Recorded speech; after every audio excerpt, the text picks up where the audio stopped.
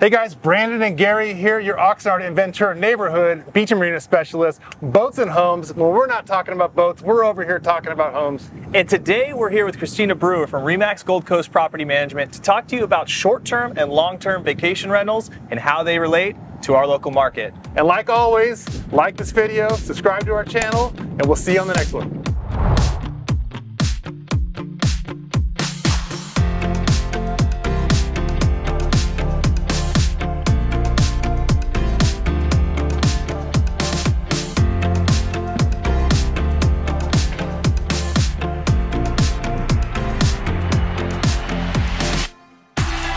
All right guys, welcome back, Boats N Homez. Today, special day here with a good friend of mine, colleague, and property manager at RE/MAX Gold Coast, Kristina Brewer. Kristina, thanks for being out here. Love your office. It's kind of cool. You get to hang out here all the time. Yeah. So if people who don't know you, tell everyone a little about what you do and who you are and kind of the team you run. My name is Kristina Brewer. I run RE/MAX Gold Coast Property Management. We specialize in vacation homes and long-term rentals. We have about 680 homes currently. 130 of those are vacation rentals. And in that 130, it's corporate rentals, so they're furnished 30-day rentals or they're nightly and weekly.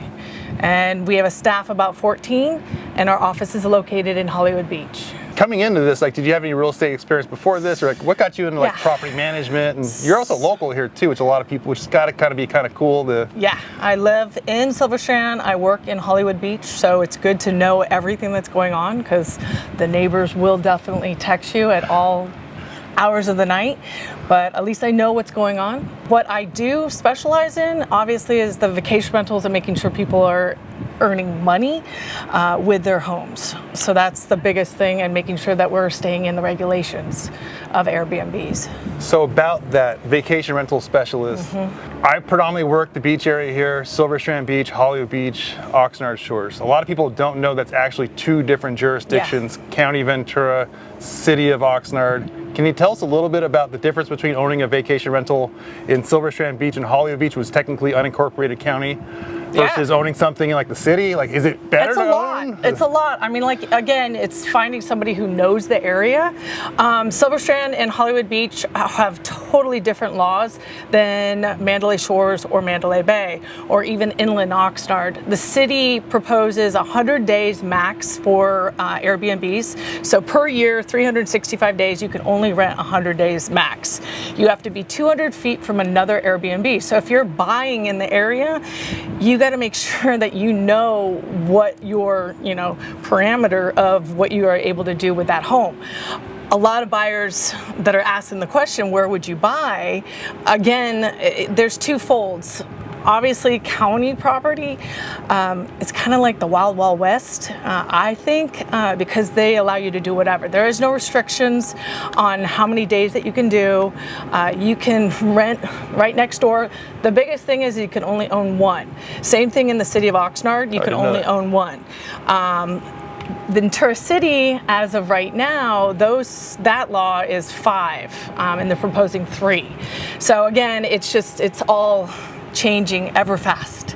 But back to City of Oxnard and Hollywood Beach and Silver Strand, it's what you like. Like, if you like Shores, because Shores is bigger homes, bigger lots.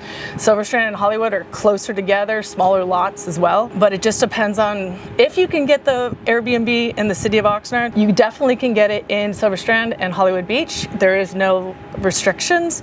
But if you like the home in City of Oxnard better, then buy it. That's what I say. Like, because the long-term effect, the laws can change. Right. It's not like you're having to be set in stone. The owners can get together and they can go to the city and say, hey, I want this to change. You have to have a voice. Is there like a percentage that they can have to be under in order to allow for more Airbnbs? Is it like, is there a cap for Airbnbs? Well, City of Oxnard, like I said, the Oceanfront, you can only have 15 Airbnbs, and they're already a max, and there's a waiting list. So those 15 they get the permits, but then if they sell, you don't get to give the permit back. So it's not transferable, so it doesn't, that's a bummer. I guess it would add a lot more value to a property if they wanted that. 100%, but you can't do it. You can't do that. We got to get that, no, I'm just kidding. Yeah, I know. Yeah, no, it's not allowed. But, County, again, different laws. It's not there's not a lot of restrictions. The biggest thing is that you have to get the house inspected every year. City of Oxnard, I don't know if they actually do it every year. I haven't seen them doing it every year, even though they're supposed to be. We do pay the permit process every year, but I haven't seen them inspect it every year. Got it. City of Ventura doesn't inspect every year. That's one of the laws that they're proposing that they will inspect every year. County is religious and they check every year, which is, it's like a saving grace for me because they're checking everything and they're protecting the renters that are coming in, so I don't mind it at all. The regulations are huge, so if you like have every single house in Silver Strand and Hollywood Beach, they have two, like a lockout and the living area upstairs, so there's like a kitchen. Well, you're not allowed to have two kitchens unless it's an ADU. So they bake it back down to a wet bar, and some of the code compliance officers, like it just depends on who you get per year. One officer is like, you have to have it as a small little sink, and then other officers are like, it's okay, you can leave the big sink in there, but you still have to take out the stove that's downstairs. You can't have more than, I think, than 3 appliances. So like a microwave, it might be 2 appliances. Some owners had like wine coolers and a microwave and then a kegerator. So we had to remove, so it's 2. That's great information. It sounds like you just wear a lot of hats. It sounds like you are the first person they call when things are bad, but and you just kind of get a good. It's just job security. Job security. Job security. So talk about your team. It seems like, do you have maintenance that happens all the time? Do you clean them? Like, Yeah. obviously anyone can just go advertise an Airbnb, but what makes you so special? I'm here. We have manpower on the front lines, basically, is how I think of it, and I answer my phone. That's one of the biggest things. You have to answer your phone in this business, and you have to handle any kind of fires. You got to go straight to them and put them out right away. And that's the whole purpose of property management. And I always tell my staff, I'm like, if the phone's not ringing, there's an issue, because our job is to put out fires 24/7. So it's a good thing. That's why you have such a great reputation, and you are the biggest property management company in the area. Hypothetically, and I didn't warm you up for this question, but hypothetically, I'm going to give you $2 million.